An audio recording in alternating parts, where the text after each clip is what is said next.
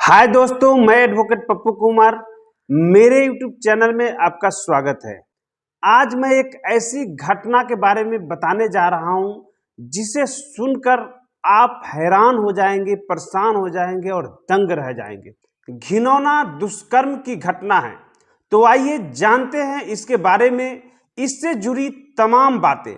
मैं आज पीड़िता का फोटो और दुष्कर्मी उस पापी का फोटो आपका इस वीडियो में दिखाऊंगा और इस घटना से जुड़े एफआईआर दर्ज हुए हैं और अस्पताल में जो चिकित्सक द्वारा जांच का रिपोर्ट है उसके बारे में मैं सब आपके सामने दूंगा। तो आप इस वीडियो पर बने रहेंगे और उस वीडियो को देखेंगे और यह वीडियो को ज़्यादा से ज़्यादा शेयर करें ताकि ऐसे करतूत करने वाले, ऐसे दुष्कर्मी को जल्द से जल्द सजा मिले।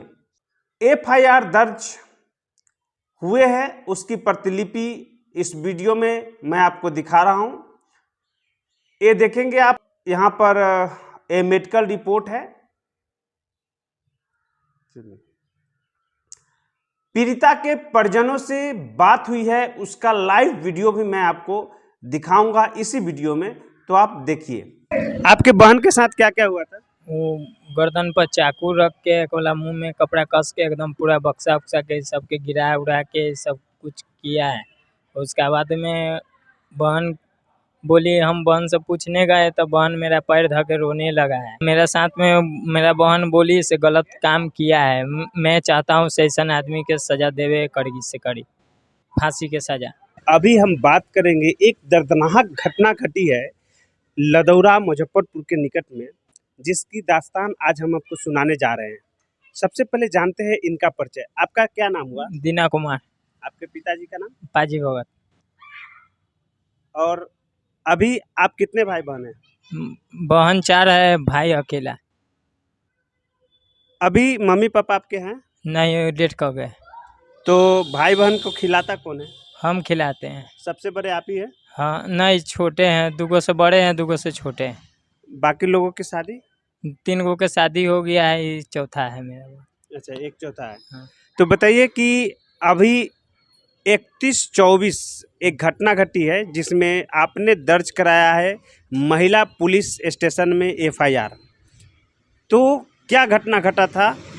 तो हुआ गए तो सर बोले हैं से कोला होगा, कार्रवाई होगा, तू टेंशन मत लो। जिस दिन घटना घटा था 27 तारीख को, यानी 27/4/2024 को घटना घटी थी। आपकी बहन का नाम क्या है? सुनैना कुमारी।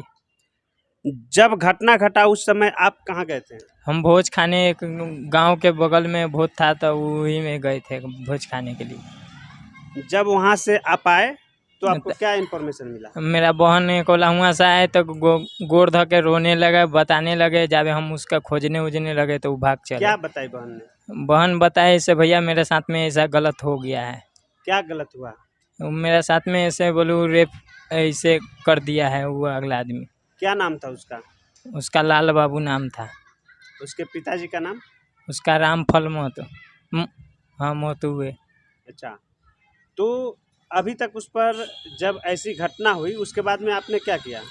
उसका बाद हम 100 नंबर के कॉल किए, थाना वाला के कोला आके अपना चौक पर से घूम गया है, दरवाजा पर 112 पर फोन किए होंगे ना? हाँ, 112 पर फोन किए हैं तो उस चौक पर आके लौट गए हैं। यानी 112 पर इन्होंने फोन किया इनकी बहन के साथ रात 11 बजे 27/4/2024 को एक बलात्कारी ने जबरन घर में घुस करके एक महज 14 साल के बच्ची के साथ ऐसी घिनौना कर्म करता है, यानी उसके साथ दुष्कर्म करता है। और यह जो है भोज खाने के लिए गांव में घर भोज का भोज खाने के लिए गए थे। किसका घर में भोज खाने गए थे? वो बगल वाले के है ना, जो दोसर बिरादरी है, तो उसी के घर भोज था तो उसमें न्योता दिए थे तो वही में जाने के लिए। क्या नाम था उसका घर भोज जिसका था? उसका नाम बड़ा बढ़िया था, ध्यान में नहीं है। चलिए, गांव में घर भोज था जहां पर इन्होंने भोज खाने के लिए गए थे। उसी दरमियान एक बलात्कारी ने इनके घर में प्रवेश करके और इनकी बहन का रेप किया। क्या हुआ था थाना में जब गए थे तो? थाना में गए थे तो हाली रिपोर्ट उपोर्ट कुछ नहीं ले रहा था, बोल रहा था से बोलूँ यहाँ से बोलूँ तुम चले जाओ, से तुम्हारा गलती है, हमारी ही गलती ठहरा रहा था। थाना में गए थे तो उसका बाद पन्ना उन्ना लिख के दिए थे तो वो वाला फाड़ दिए थे। कई बार आवेदन लिख करके दिए, कई बार फाड़ दिए? दो मरते आवेदन दिए, दोनों मरते फाड़ दिए हैं तुर्की थाना वाला। यानी तुर्की थाना में जब यह आवेदन दिए तो वहाँ पर 2 बार आवेदन देने के बाद भी इनकी आवेदन को फाड़ दिया गया। उसके बाद आप कहाँ गए? उसका बाद महिला थाना है, महिला थाना में उसका बाद में केस किए। उसका बाद वो बोले से बोला शाम हो गया था तो उसका बाद जाके केस, उसका ऊपर मैडम के ऊपर बहुत प्रेशर था एफआईआर नहीं करने के लिए। हाँ, किनका प्रेशर था? जो गांव वाले के जिसका साथ में घटना मेरा घटा है उसी के साथ में प्रेशर था। यानी जो बलात्कारी है उनके तरफ से कोई एक्स्ट्रा फोर्स था महिला थाना में, तो उन्होंने शाम तक इनको बैठा के रखा और अल्टीमेट जो है लास्ट में एफ दर्ज किया। क्या? हाँ, लगभग कितने देर महिला थाना में रुक? कम से कम बता 6-7 बज गया था। कब गए थे महिला थाना में? गए थे तो वे 9-10-11 बजे गए थे। और उससे पहले ये अपने थाना में गए थे? हाँ, ये बताएंगे कि जब एफआईआर हो गई तो आपकी बहन कहाँ है? मतलब उसको कहाँ ले गया? थाना में बंद कर दिया गया या फिर क्या है? उसका डर के मारे हम रख दिए हैं, आश्रम में जाके रखवा दिए हैं। अच्छा, ठीक है। अभी आपकी बहन आश्रम में है, लेकिन जब एफआईआर हुआ उसके बाद में बहन को क्या डॉक्टर के जांच के लिए लेके, चिकित्सक जांच के लिए डॉक्टर के पास सदर अस्पताल या फिर किसी सरकारी अस्पताल में पुलिस ने भेजा? हाँ, सरकारी अस्पताल में भेजा है, ऐसा अथी मेडिकल में भेजा है। अच्छा, तो उसमें रिपोर्ट निकला है सर, तो उसका बाद बोला महिला थाना से जाओ रिपोर्ट उपोर्ट करेगा, उसका बाद तुमको बात पतियाएंगे से तुम्हारे पास में ऐसा घटना है, तब उसका बाद केस लेंगे। अच्छा, यानी कि महिला थाना ने पहले इनका रिपोर्ट दर्ज नहीं किया। पहले इनकी बहन की सदर अस्पताल में चिकित्सा जांच हुई, उसमें यह पुष्टि हो गया कि इनके साथ रेप हुई यानी कि बलात्कार हुआ। उसके बाद में महिला थाना ने केस दर्ज किया। क्या यही बात है? हाँ जी सर। उसके बाद में महिला आपकी बहन को कोर्ट में लाया गया था? हाँ, कोर्ट में लाया था सर। तो अभी आपका कोर्ट से किस जगह, कौन से आश्रम में भेजा गया बहन को? यहाँ बेगूसराय जो बस स्टैंड है ना सर, वहीं पर भेजा गया है। यानी कि मुजफ्फरपुर कोर्ट के द्वारा, यानी जुडिशियल कस्टडी में नहीं भेजा गया है, एक आश्रम में भेजा गया है बेगूसराय। हाँ, डर के मारे उसका वहाँ पहुँचाया गया है सर। तो क्या आप अपने बहन को अपने घर पर क्यों नहीं रखे? क्यों नहीं जज साहब से रिक्वेस्ट किए कि सर मेरी बहन को घर पर रखिए? सर वो डर लग रहा था से वो कहूँ आएगा तो हमको भी मारेगा, उसका भी मारेगा। मतलब पूरा जान मार देगा? हाँ जी सर। यानी कि घर पर ही अपनी बहन को केवल इसलिए नहीं रखे कि जो बलात्कारी है वो आ करके इनके घर में इनकी बहन को जान मार देगा और इनको भी मार देगा। इसी कारण से यह बेगूसराय यानी मुजफ्फरपुर से बहुत दूर हट करके एक आश्रम में अपनी बहन को रख करके आए। आप अभी बता सकते हैं कि अभी तक उस लड़का को पकड़ा गया है कि नहीं? नहीं सर, नहीं पकड़ा गया है। वो तो आज़ाद घूम रहा है, वो दारू के बिजनेस करता है। अभी वो लड़का कहाँ है? अभी है वो बाहर में भागा है। अच्छा, उसके घर परिवार के लोग? उसका खाली पत्नी है घर पर। अच्छा, वह शादीशुदा है पहले से? हाँ, वो भाग के भी शादी किया था, वो शादीशुदा है। उसका पहले से लड़का बच्चा भी है? हाँ, 3 बच्चा है। जबरन 14 वर्ष की बच्ची के साथ में नाजायज संबंध 11 बजे रात में बताया। ऐसे कृतियां, ऐसे करने वाले पापियों को अभी तक पकड़ा नहीं गया है, यानी वह अभी भी पुलिस की पकड़ से काफ़ी दूर है। और मैं चाहता हूं कि यह वीडियो जो लोग भी देख रहे हैं ज़्यादा से ज़्यादा शेयर करें। और मैं इसका डिटेल भी आपको बताऊंगा। इस केस से जुड़े हुए बहुत सारे डिटेल चीज़ है मेरे पास जो मैं आपको बताऊंगा। और मैं चाहता हूं कि जितने लोग इस वीडियो को देख रहे हैं ज़्यादा से ज़्यादा शेयर करें ताकि वह बलात्कारी को पकड़ा जाए और उसको कड़ी से कड़ी सज़ा मिले। जी सर। तो अभी आप डरे समय रह रहे हैं या फिर आप अपने घर पर से भागे हुए रहते हैं? हाँ, अपना घर पर से भागे चलते हैं, ऐसे कहूँ मारना दे। अभी आप अपने घर पर नहीं रह रहे हैं? नहीं, घर पर जाते हैं माँ की भेनू बाजार उजार चल आते हैं कमाने उमाने। क्या घर पर डर लग रहा है कि आपको जान मार देगा? आप अकेले भाई हैं? हाँ अकेला हूँ।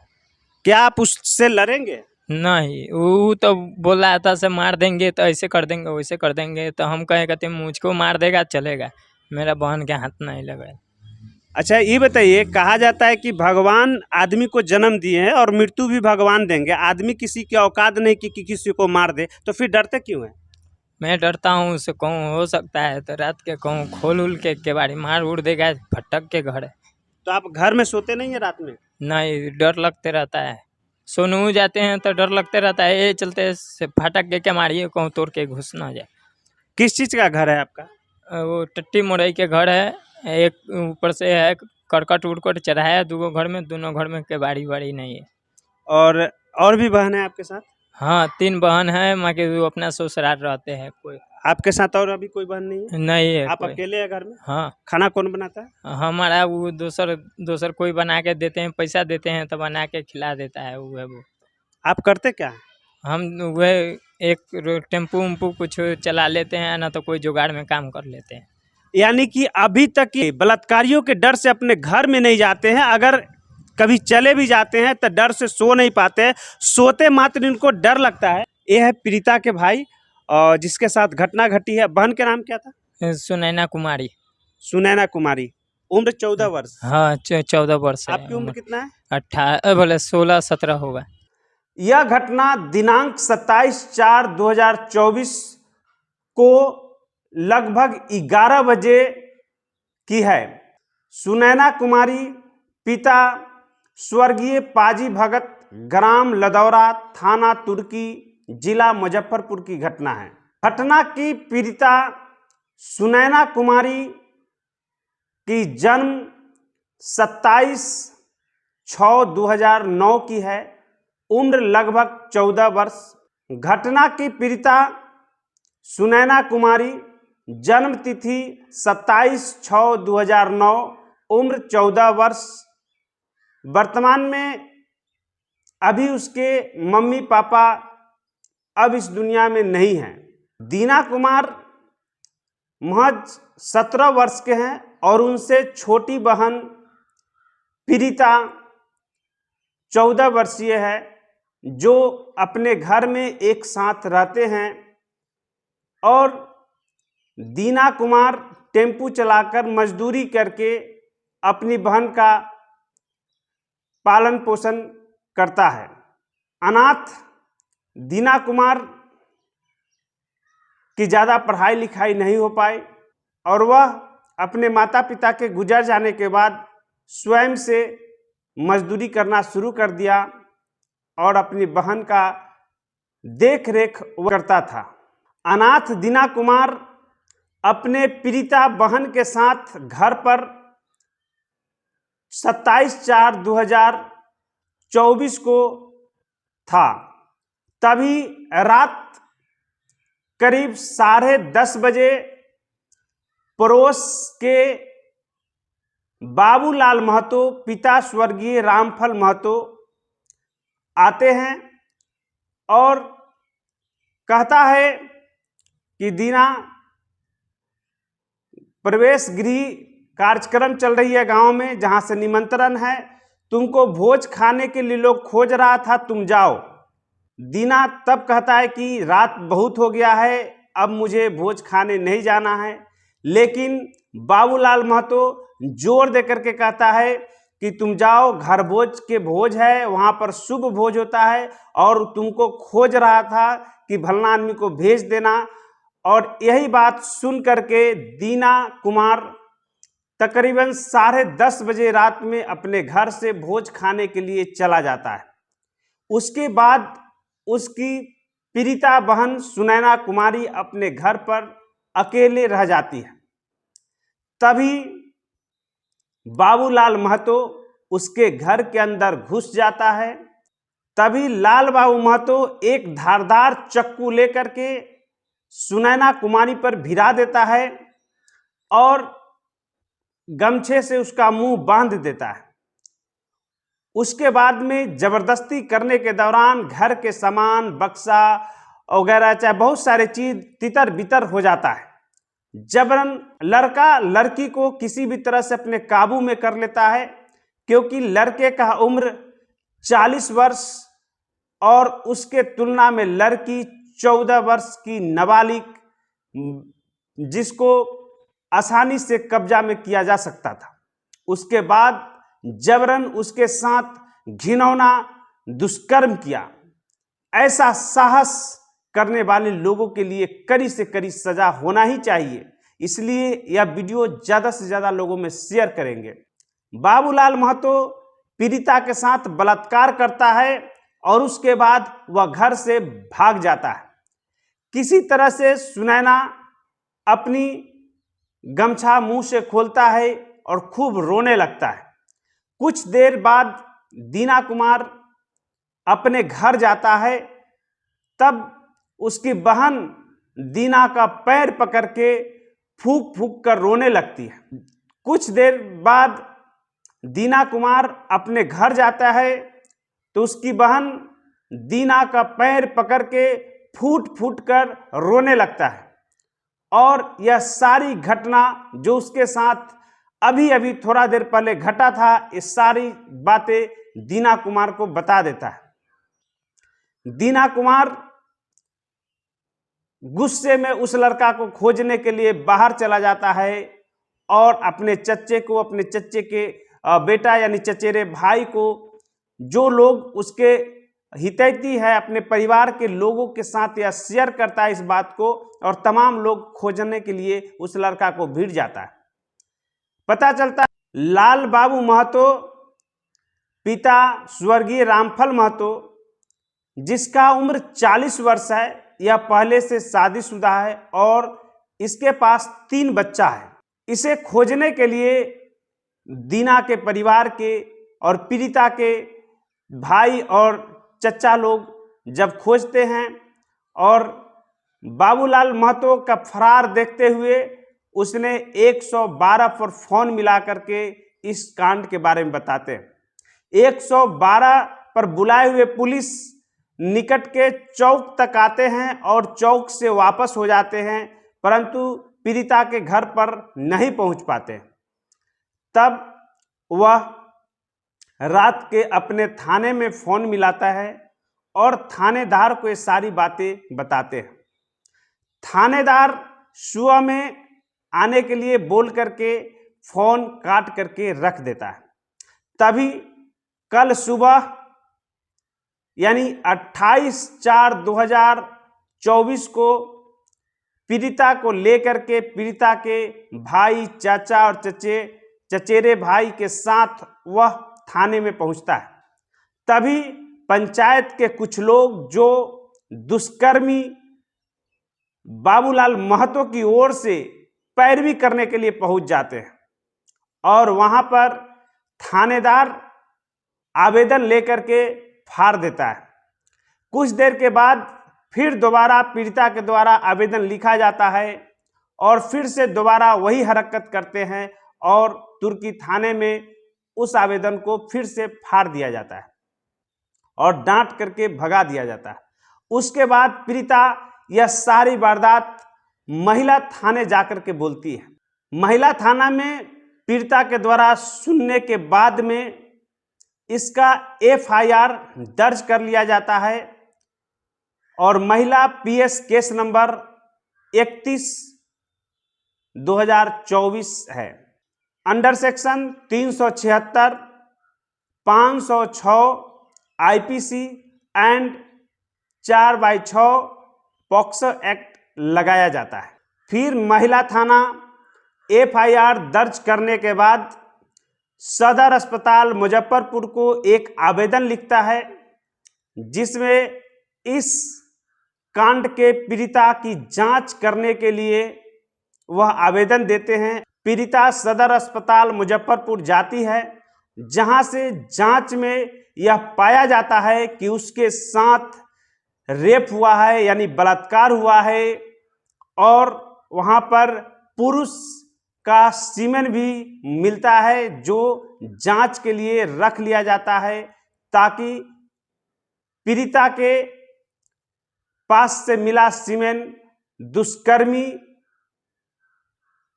बाबूलाल महतो के सीमेन से मिलाया जा सके। सदर अस्पताल पुष्टि करता है कि पीड़िता के साथ रेप हुई है। पूरी तरह से यह रिपोर्ट है कि पीड़िता के साथ बलात्कार हुई है। उसके बाद थाना कोर्ट में पीड़िता को ले जाती है, जहां से कोर्ट बेगूसराय आश्रम में लड़की को भेज देता है और लड़की का भाई दीना कुमार अभी भी डरा हुआ सहमा हुआ है, अपने घर में नहीं जाता है। एक दिन घर में गया तो उसको लगा कि कोई मुझे आकर के मार देगा। इस भय से, इस डर से वह फिर से निकल गया और चोरी चुपके इधर उधर जीवन यापन कर रहा है। उसको धमकी दिया जा रहा है कि केस वापस लो, नहीं तो तुमको जान मार देंगे। ऐसी परिस्थिति में दीना कुमार अपनी बहन को अपने घर भी नहीं बुला पा रहा है, क्योंकि उसकी जान की खतरा है। ऐसे में वह बेगूसराय आश्रम में है और अभी भी जो आरोपी है, जो बलात्कारी दुष्कर्मी है, वह पुलिस के हाथों से फरार है।